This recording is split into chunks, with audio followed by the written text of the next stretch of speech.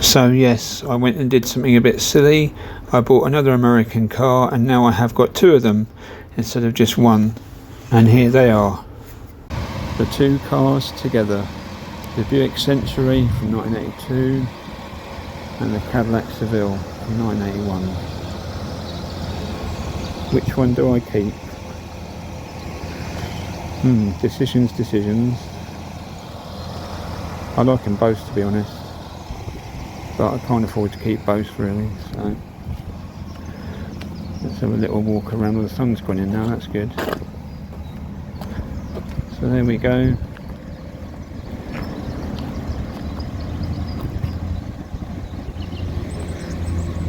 Yeah, I think the Buick's going to be going.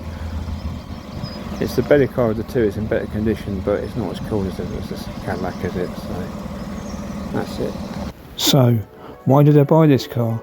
Because it looks more American than the Buick, it looks more stylish than the Buick, it's got chrome bumpers and a V8 engine, and it's more stylish. Will I keep it? I'm not sure. We'll see how we go. So here we are inside the Cadillac. It's got some interesting features. It seems that some of the door locks are a bit stiff. It's the same story as the Buick. It was parked up for a long time without going anywhere, and it's recently been recommissioned. So yeah, recently been recommissioned by the previous owner. So you can get a good look at the dashboard there. As you can see, it's a right-hand drive. It was converted to right-hand drive by the supplying dealer. It's been in the UK all its life. It was new in the UK. So yeah, that's the interior, right-hand drive. We'll have another look around the outside. Door pockets.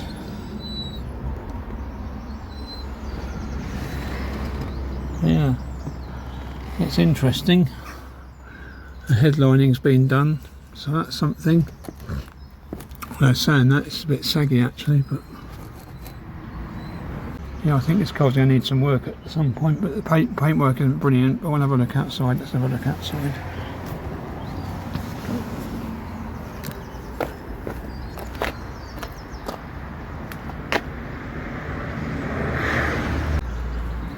Ashtrays in every door pocket.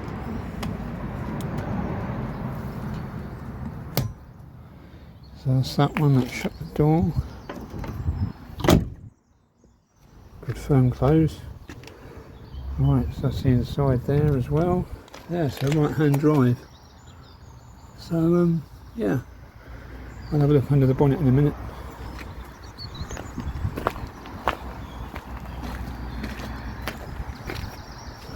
Yeah, the sun's coming up now, so it's going to mess up my video, but there we are.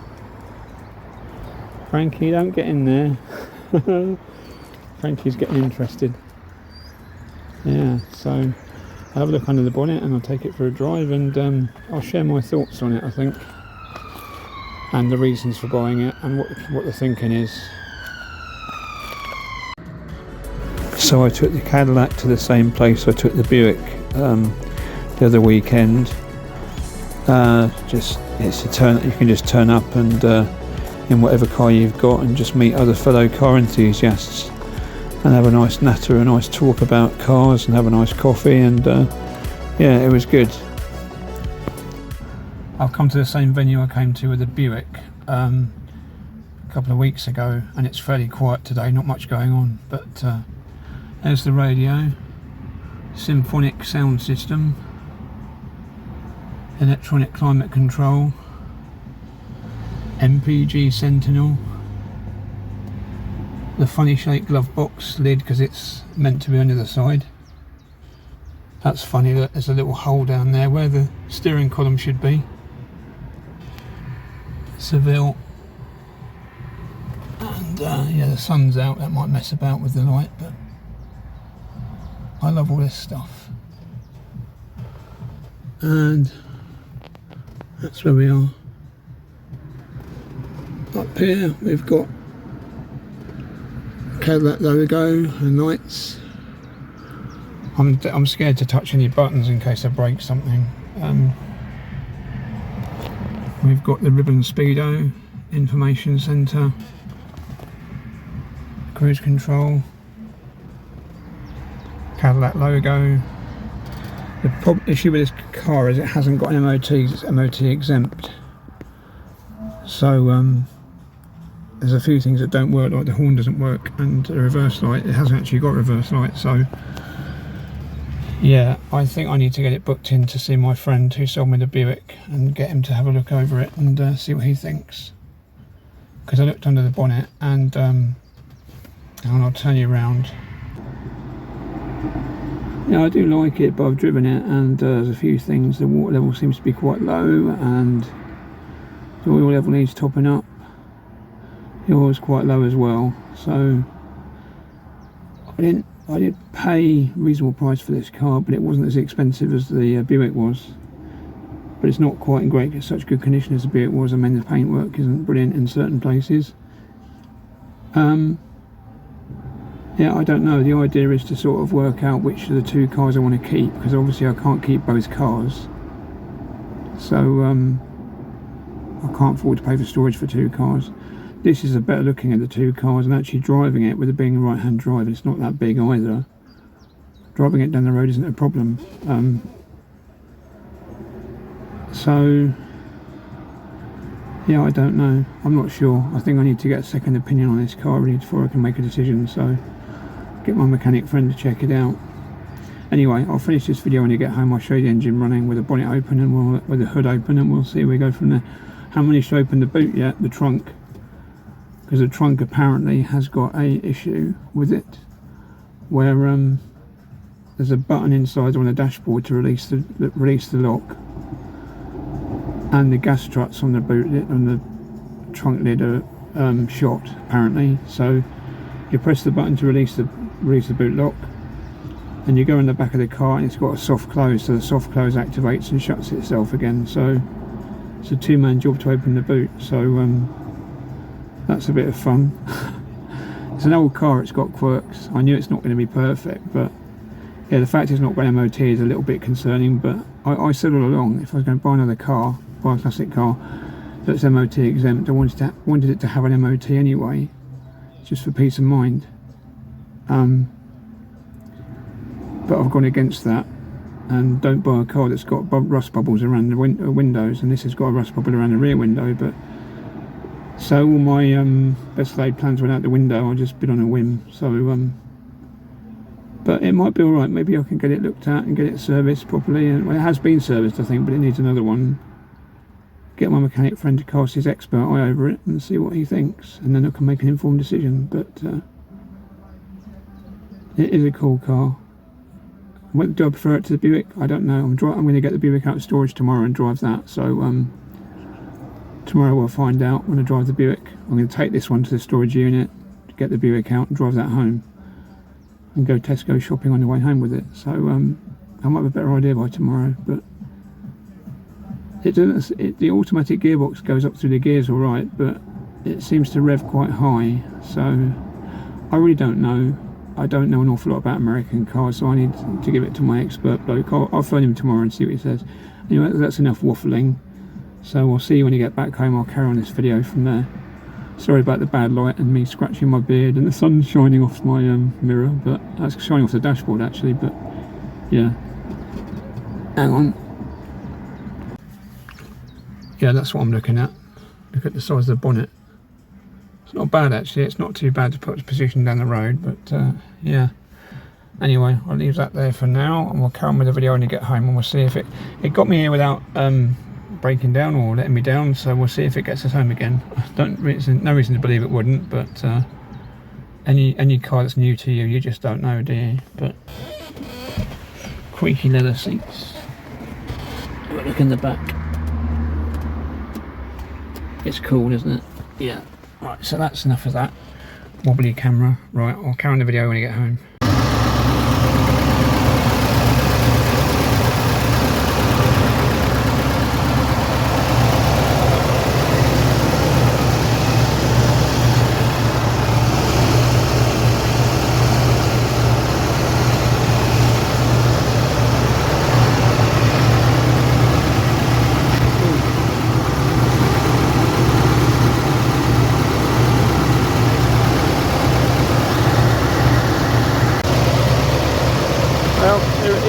running, been out for a drive in it, so we try the light.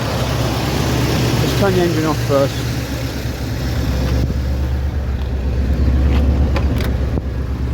This is cool as well, the frameless doors. Right, let's turn it off.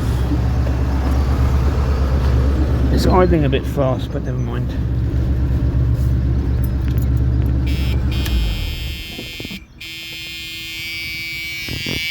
Buzzing. That's to tell me I left the key in. Let's see if we can get the lights to work. It's buzzing, it's beeping at me. What we got? We got lights. Yay, we have got lights. What do the indicators do? Let's have a look at that.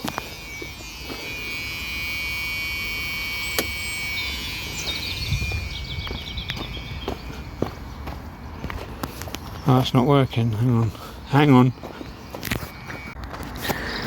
It smells very hot. I was touching that top hose to see how hot it was getting because the water level in that expansion tank seems to not be very high, so I'm a bit concerned about that. Having said that, it didn't overheat, so there you go, there's the lights.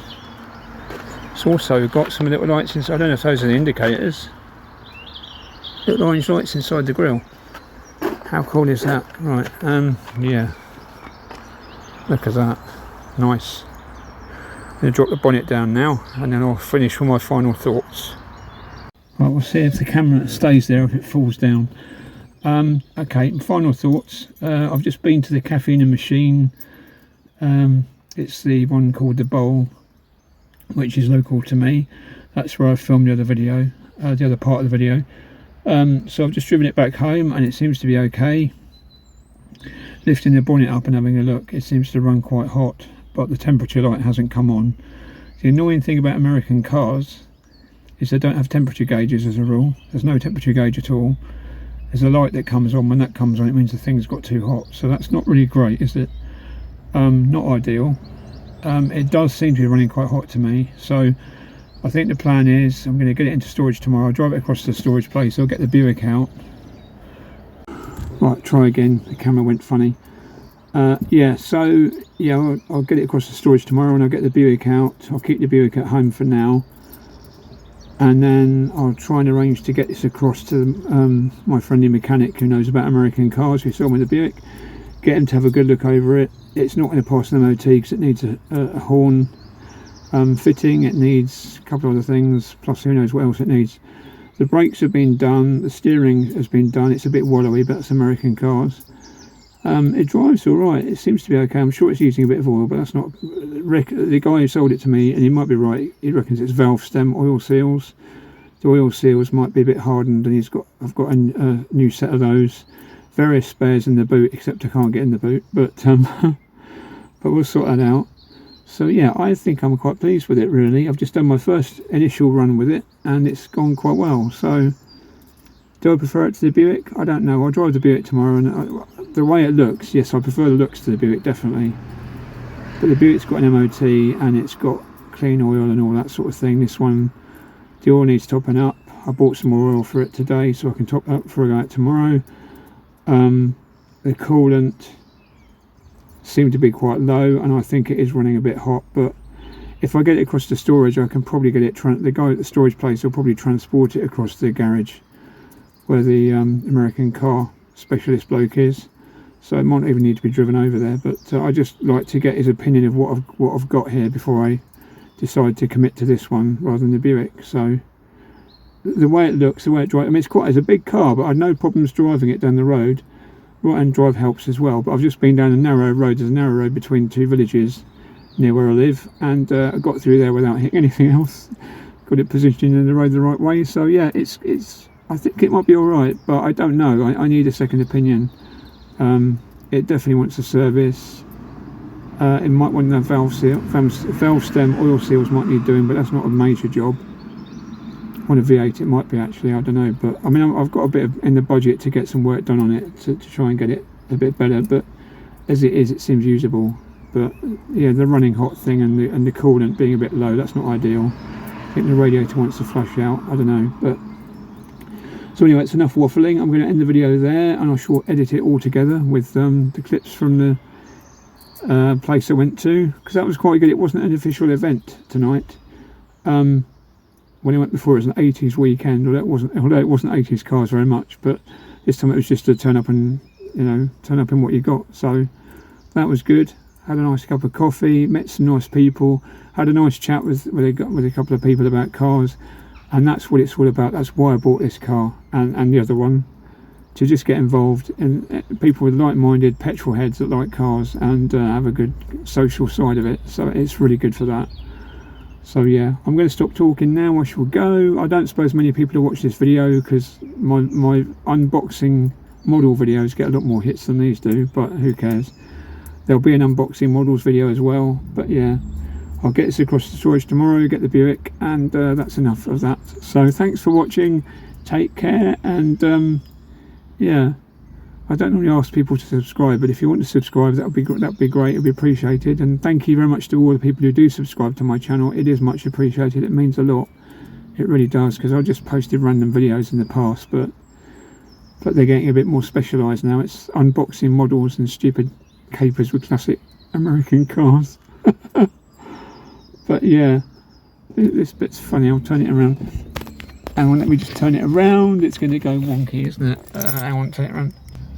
Look at that. That's the little recess for this. I've showed you that before, but that's the steering column recess for if it should have been the left-hand drive. Yeah, well, that's where the column should have been. So anyway, courtesy. I love it. I love American cars. These leather seats are really comfortable as well. The leather's in good condition, so the interior is all right.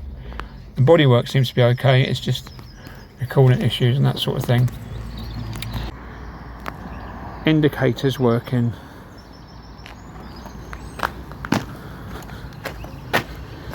Down the side of the car. It's got some weird injection system that's been disconnected because it's very troublesome apparently. So Seville, there we go. Right, what we're looking at, indicators. There we go, cool. Yeah, so those other bits in there must be extra lights. You can see them, those in there. Right, okay, final thoughts in a minute. Well, there's been a lot of talking in this video and I didn't really explain fully how I came to buy this car. It was an eBay auction. I watched the auction, I saw the car up on eBay and I thought I'm going to bid on that, and I managed to win it within my budget. So yeah, so it's not the wise. I've not seen the car in person. I bought it sight unseen, so it wasn't the best thing to do. Not the brightest decision I made, but do you know what? I went out for a drive in it again today. Took my mum out for a ride in it, and it was brilliant. And yeah, I've decided I'm going to keep this car and sell the Buick. The Buick is going to be sold. I shall be keeping the Cadillac, even though it needs a few jobs doing. But what old car doesn't? So yeah. The Buick's going to go up for sale. I shall keep the Cadillac, and I've made a decision now. So yeah, so watch this space for more updates on it. There's more car. This is the other cars that were at that event. There's some nice old Alphas, Alpha Spider and a GTV and that. So yeah, so yeah, it's I seemed unsure throughout this video whether I'd keep this car, but now I'm very sure I'm going to keep this car. I can't let it go. It's just such a cool looking car. Comfy leather seats, lots of space inside, and yeah, it's going to be fun. I think hopefully it'll be fun anyway. Yeah, I really think I'm going to keep the Cadillac, but it's going in for my mechanic to look at it next week, so we'll see what he says, what his opinion is. These are some bits that came with the car, and these are some pictures that other people took of the Cadillac at that event. I found these pictures on Facebook. Other people took these photos of the car when it was there. So yeah, I'm going to go now. So I think this really is the end of the video. It's been a lot of talking, but thanks for sticking with me. Hope it's been of interest, and I'll see you in the next video, which will be an unboxing. Cheers, bye.